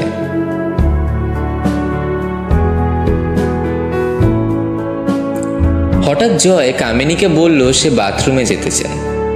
যখন জয় বাথরুমে যায়, কামিনী ঘরটা পরীক্ষা করতে শুরু করলো। হঠাৎ কামিনী জয়ের আলমারি খুলল। জয়ের সংগ্রহ করা কাগজের কাপগুলো দেখতে পেল সে। কিছুক্ষণের মধ্যেই সবকিছু বুঝতে পারল। জয় যখন বাথরুম থেকে ফিরে এলো, তখন সে কাপগুলো দেখালো এবং জিজ্ঞাসা করলো, তুমি আমাকে অনেক ভালোবাসো, আগে আমাকে বলনি কেন? সে বলল, আমি ভয় করেছিলাম যে তুমি হয়তো রাগ করবে। কামিনীর চোখ দিয়ে জল গড়িয়ে পড়ল এবং সে জয়ের ঠোঁটে চুমু খেল। তারপর সে তার গাউন খুলে নগ্ন হয়ে গেল। শীঘ্রই তারা দুজনে মিলিত হলো। জয়ের জন্য এটি ছিল প্রথমবার এবং সে কামিনীর দেহের প্রতিটি অংশই উপভোগ করেছিল। কামিনীও কুমারী ছিল। সেই দিনের পর থেকে তারা গভীর প্রেমে পড়ে। জয় তার বাবা মাকে সবকিছু বলেছিল এবং জয় তার MBA শেষ করার পর তারা বিয়ে করেছিল। জয় একটি ফিনান্স কোম্পানিতে HR হিসেবে চাকরি পায়। 2 বছর পর তাদের একটি ছেলে সন্তান হয়। এখন তার 5 বছর বয়স।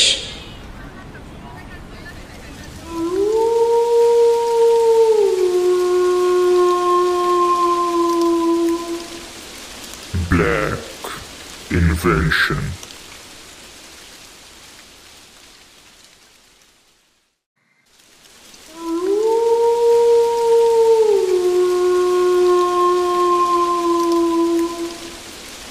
Black Invention.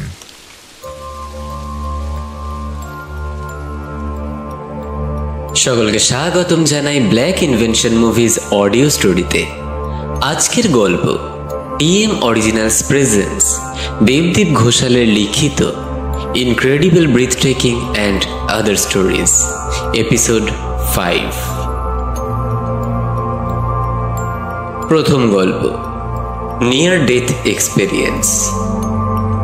Near death experience হলো একটি গভীর ব্যক্তিগত অভিজ্ঞতা যা মৃত বা আসন্ন মৃত্যুর সাথে সম্পর্কিত, যা বিভিন্ন ধরনের ঘটনা দ্বারা চিহ্নিত, যার মধ্যে রয়েছে দেহের বাইরের অনুভূতি, জীবন পর্যালোচনা এবং শান্তি ও অতিক্রান্ত অনুভূতি, যদি প্রায়শই রহস্যময় বা আধ্যাত্মিক হিসাবে এই সকলকেই বর্ণনা করা হয়। পুনর্গবেষকরা শরীরবৃত্তীয় এবং মানসিক উভয় দৃষ্টিকোণ থেকে নিয়ার ডেথ এক্সপেরিয়েন্সগুলিকে অন্বেষণ করেন।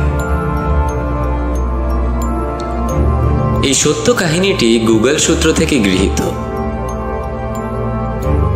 এই সত্য ঘটনাটি একজন মহিলার অভিজ্ঞতা, যা চিকিৎসা ইতিহাসে মৃত্যুর কাছাকাছি অভিজ্ঞতা হিসেবে লিপিবদ্ধ আছে। আমি রোগের নাম এবং প্রকৃতি পরিবর্তন করেছি। মিসেস এরিকা ছিলেন একজন বৃদ্ধা মহিলা যার ছেলে বিদেশে থাকত। একদিন তিনি তার বাড়িতে অজ্ঞান হয়ে পড়ে যান এবং ডাক্তাররা যখন তার চিকিৎসা শুরু করেন তখন তারা হৃদযন্ত্রের ব্যর্থতা সন্দেহ করেন। তাকে ক্লিনিক্যালি মৃত ঘোষণা করা হয় এবং তার ছেলে এসে পৌঁছায়। হঠাৎ যখন মৃতদেহ মর্গে নিয়ে যাওয়া হচ্ছিল তখন তার হৃদস্পন্দন কাজ করতে শুরু করে এবং সে আচমকাই উঠে বসে পড়ে। লোকেরা ভেবেছিল সে ভূত, কিন্তু যখন ডাক্তার তাকে পরীক্ষা করে তারা জানায় যে সে ক্লিনিক্যালি জীবিত। কিন্তু ডাক্তাররা ভেবেছিল কিভাবে একজন মৃত ব্যক্তি জীবিত হতে পারে। তারপর ডাক্তাররা তাকে জিজ্ঞাসা করেছিল, যখন তুমি অজ্ঞান ছিলে তখন তুমি কি দেখেছো?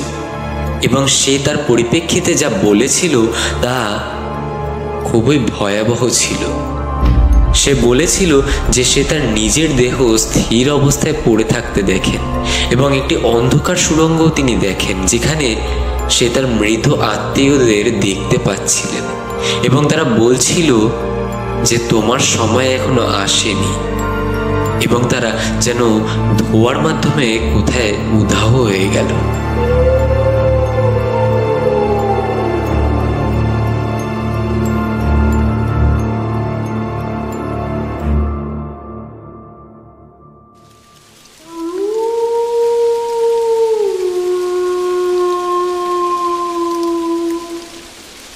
Black Invention.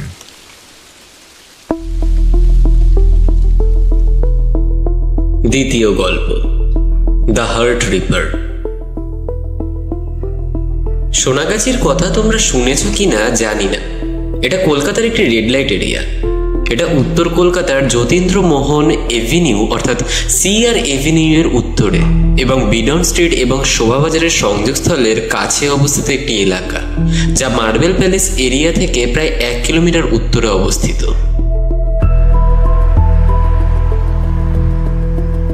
শিল্পা নামের একজন সেখানকার পতিতা ছিল এবং সকাল থেকে সে কোনো গ্রাহক পেত না। প্রথমে সে প্রতি ক্লায়েন্টের জন্য 1000 টাকা করে নিত। মার্বেল প্যালেস এলাকার কাছে হেঁটে যাচ্ছিল সেই সময় সে। এমনই সময় একজন লোক তার সামনে এসে দাঁড়ালো। শিল্পা বলে উঠল, স্যার, আমি এখন ক্লান্ত, বাড়ি ফিরে গিয়ে আপনার সেবা করতে পারবো না। লোকটি একটিও কথা বলল না। শিল্পা তার আচরণ দেখে একটু ভয় পেয়ে গেল। শিল্পা যখন দৌড়াতে যাচ্ছিল, লোকটি তার ঘাড় ধরে একটি লম্বা ছুরি নিয়ে তার পিঠে ছুরিকাঘাত করে। শিল্পা সেই স্থানেই মারা যায়। লোকটি তার শরীর থেকে তার হৃৎপিণ্ড ছিঁড়ে নিয়ে চলে যায়। সকালে সোনাগাছিতে বিশৃঙ্খলতা দেখা যায়। শত শত সাংবাদিক এসে পৌঁছায়। এলাকার মানুষ সেখানে উপস্থিত হয়। শিল্পার প্রাণহীন দেহ রক্তাক্ত অবস্থায় পড়েছিল সেই স্থানে। তার হৃৎপিণ্ড শরীর থেকে ছিঁড়ে বেরিয়ে গেছে। এসিপি সুনীল দাস অপরাধস্থলে আসেন। মৃতদেহটি দেখার পর এসিপি কনস্টেবল রামকে বলেন যে হত্যার এই ধরনটি জ্যাক দ্য রিপার থেকে নকল করা হয়েছে। রাম জিজ্ঞাসা করেন, জ্যাক দ্য রিপারকে? 18 শতকের লন্ডনে যে একজন লোক এইভাবে পতিতাদের হত্যা করত এবং তারপর মৃতদেহগুলো নামিয়ে দিয়ে চলে যেত। কেউ কেউ বলতো যে খুনি একজন ডাক্তার ছিল, কিন্তু তাকে কখনো কিন্তু ধরা যায়নি। প্রশ্ন হলো, কেন খুনি হৃদয় ছিঁড়ে নিয়ে যায়? এরপর বিষয়টি নিয়ে তদন্ত শুরু হয়। শিল্পা যে পতিতালয়ে কাজ করত সেখানকার সকল যৌন কর্মীদেরকে জিজ্ঞাসাবাদ করা হয়। তারা সকলেই জানায় যে শিল্পা সকাল 10টায় পতিতালয় থেকে বেরিয়ে গেছে আর কখনো ফিরে আসেনি। তারপর পতিতালয়ের মালিক বা দালাল রাজকে জিজ্ঞাসাবাদ করা হয়। পুলিশ জিজ্ঞাসা করে যে তার কোনো প্রেমের সম্পর্ক আছে কিনা। সে জানায় না। আবারও 2 সপ্তাহ পরে একই পতিতালয়ের আরেক মহিলাকে একইভাবে হত্যা করা হয়। তার শরীর থেকে হৃদয় ছিঁড়ে ফেলা হয়। এখন পুলিশ পতিতালয়ের ওপর নজরদারি চালায়। সাদা পোশাকের পুলিশকে নজরদারির জন্য রাখা হয়েছিল। এক রাতে একজন পতিতা তার পতিতালয়ে ফিরে আসছিল। হঠাৎ কেউ একজন যেন পেছন থেকে এসে হাজির হলো তার। লোকটিকে দেখে মেয়েটি বলে উঠল যে আমার দিনের কাজ শেষ। আচমকাই লোকটি তার হাতে একটি শক্তিশালী ছুরি নিয়ে আসে। যখন সে মেয়েটিকে হত্যা করতে যাচ্ছিল তখন মেয়েটি একটি পিস্তল বের করে তার হাতে গুলি করে। হঠাৎ পুলিশের একটি দল বেরিয়ে আসে। খুনি ধরা পড়ে। তারা তাকে জিজ্ঞাসাবাদ করতে গিয়ে জানতে পারে তার নাম অরুণ রায়। সে একজন সফটওয়্যার ইঞ্জিনিয়ারিং এবং নিউ টাউনের একটি আইটি কোম্পানিতে কাজ করত। তারা জানতে পারে যে সে মানসিকভাবে অস্থির, তাই একজন মনোরোগ বিশেষজ্ঞকে ডাকা হয়েছিল এবং যা ঘটেছিল তা ছিল খুবই ভয়াবহ। অরুণ রায় একবার মুর্শিদাবাদে গিয়েছিলেন এবং কলিজা খাকি বেগমের সমাধিতে গিয়েছিলেন। তিনি তার ইতিহাস এবং তিনি কিভাবে শিশুদের হৃদয় খেয়ে ফেলেন তা নিয়ে এতটাই আচ্ছন্ন ছিলেন যে তিনি ভেবেছিলেন তাকেও মানুষের হৃদয় খেয়ে দেখার চেষ্টা করতে হবে।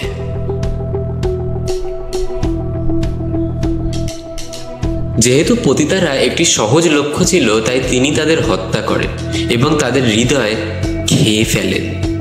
সুপ্রিম কোর্টে মামলা দায়ের করা হয়। অরুণ রায়কে পাগলাগারদে পাঠানো হয়।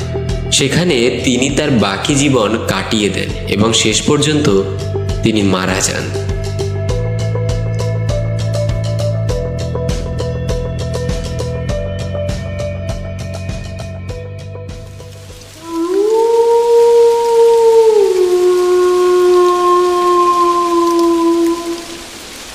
Black Invention.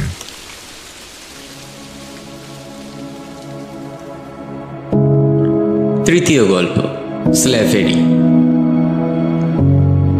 ভারতীয় উপমহাদেশে দাসপ্রথার প্রাথমিক ইতিহাস নিয়ে বিতর্ক রয়েছে, কারণ এটি দাস এবং দাস্য শব্দের অনুবাদের উপর নির্ভর করে। গ্রিক লেখক মেগাস্থেনিস তার 4র্থ শতাব্দীর খ্রিস্টপূর্বাব্দের রচনা ইন্ডিকা বা ইন্ডিকাতে বলেছেন যে মৌর্য সাম্রাজ্যের মধ্যে দাসপ্রথা নিষিদ্ধ ছিল। অন্যদিকে খ্রিস্টপূর্ব 3য় শতাব্দীর মাঝামাঝি সময় অশোকের বহুভাষিক গ্রন্থগুলির একই সাম্রাজ্যের মধ্যে দাস এবং ভাড়াটে শ্রমিকদের প্রতি বাধ্যবাধকতাকে স্বাধীনভাবে চিহ্নিত করে। একাদশ শতাব্দীর পর উত্তর ভারতে মুসলিম আধিপত্যের সময় ভারতে দাসপ্রথার প্রসার ঘটে। এটি একটি সামাজিক প্রতিষ্ঠানে পরিণত হয়, যেখানে হিন্দুদের দাসত্ব করা হতো। সেনাবাহিনীতে দাসদের ব্যবহারের সাথে সাথে সেই সময় মুসলিম রাজ্যগুলিতে একটি প্রথা ছিল। দিল্লি সুলতানি এবং মুঘল সাম্রাজ্যের যুগে মুসলিম ইতিহাসবিদদের মতে হিন্দু রাজ্য আক্রমণের পর অন্যান্য ভারতীয়দের দাস হিসেবে নেওয়া হতো, যাদের অনেককে মধ্য এশিয়া এবং পশ্চিম এশিয়ায় রপ্তানি করা হতো। আফ্রিকার হর্ন থেকে দাসদের ভারতীয় উপমহাদেশে আমদানি করা হতো। দক্ষিণাত্য সুলতানি এবং মুঘল সাম্রাজ্যের শক্তিশালী বা মুসলিম সেনাবাহিনীর পরিবারের সেবা করার জন্য। ইউরোপীয় ঔপনিবেশিকতার অধীনে ভারতে দাসপ্রথা 1800 এবং 1900 শতাব্দীতে জুড়ে অব্যাহত ছিল। ঔপনিবেশিক যুগে ভারত মহাসাগরের দাস ব্যবসার অংশ হিসেবে বিভিন্ন ইউরোপীয় বণিক কোম্পানি ভারতীয়দের বিশ্বের বিভিন্ন স্থানে দাস হিসেবে নিয়ে যেত। 1843 সালের ভারতীয় দাসপ্রথা আইন, 1848 সালে ফরাসি ভারতে, 1861 সালে ব্রিটিশ ভারতে এবং 1876 সালে পর্তুগিজ ভারতে দাসপ্রথা নিষিদ্ধ করা হয়েছিল।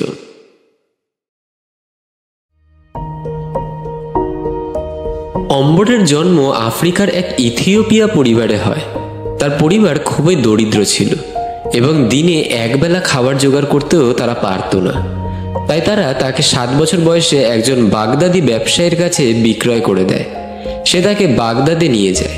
একদিন বণিক দেখলো যে অম্বর আরবি ধর্মগ্রন্থ পড়তে পারে। সে অম্বরকে শিক্ষা দিতে শুরু করে। তাকে দর্শন, চিকিৎসা, গণিত এবং অবশ্যই ইংরেজি শেখানো হতো, কারণ তখন এটি বাগদাদের সরকারি ভাষা ছিল।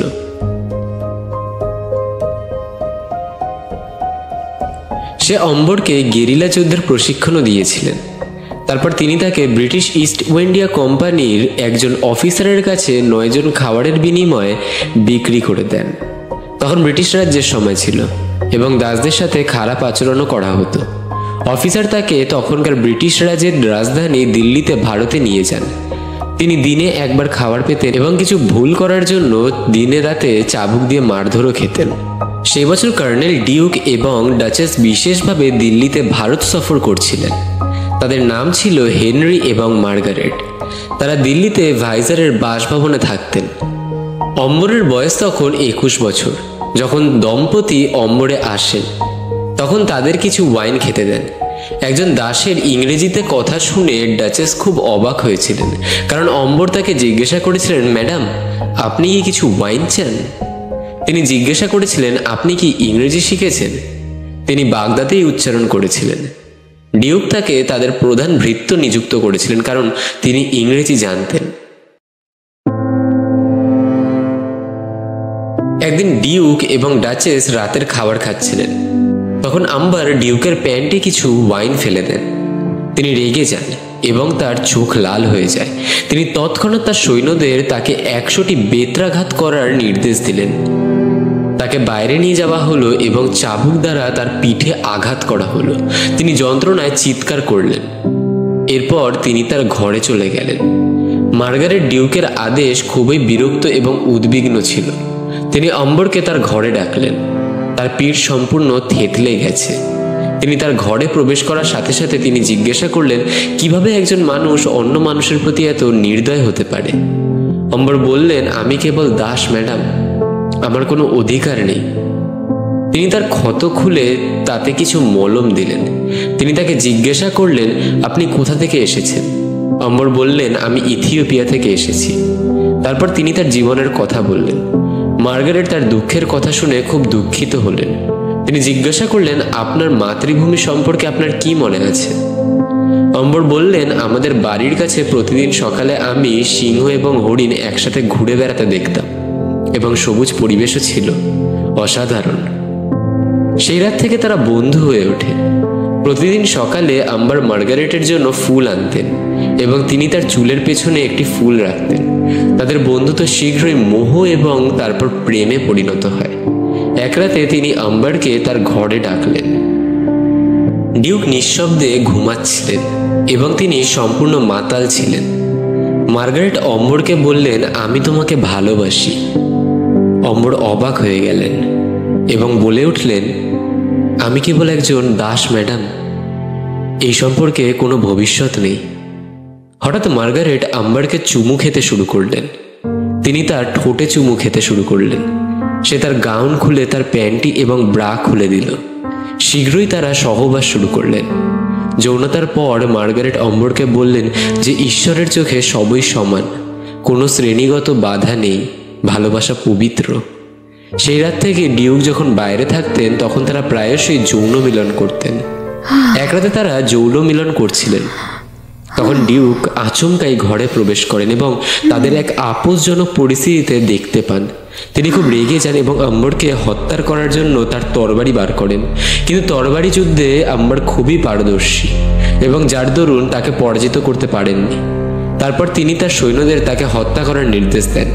আম্বার নেকড়ের মতো যুদ্ধ করে এবং এক আঘাতেই 10 জন সৈনিককে হত্যা করে, কিন্তু শেষ পর্যন্ত তাকে বন্দী করা হয় এবং বিচারক তাকে ফাঁসি দিয়ে মৃত্যুদণ্ড দেন। জল্লাদ যখন জিজ্ঞাসা করলেন তার শেষ ইচ্ছা কি, তখন তিনি কেবল একটি শব্দ উচ্চারণ করলেন, স্বাধীনতা। আম্বারের মৃত্যুদণ্ডের পর মার্গারেট ডিউককে তালাক দেন এবং মৃত্যুর আগে পর্যন্ত মার্গারেট ভারতেই থেকে যান।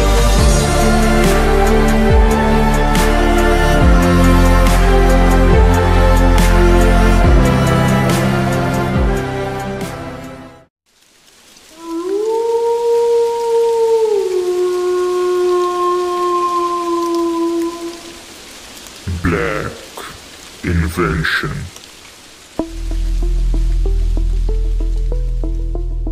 নমস্কার বন্ধুরা, গল্পগুলি ভালো লাগলে অবশ্যই লাইক, কমেন্ট, শেয়ার এবং সাবস্ক্রাইবের মাধ্যম দ্বারা জানাবেন। কোনো ভুল ত্রুটি হলে তা ধরিয়েও দেবেন।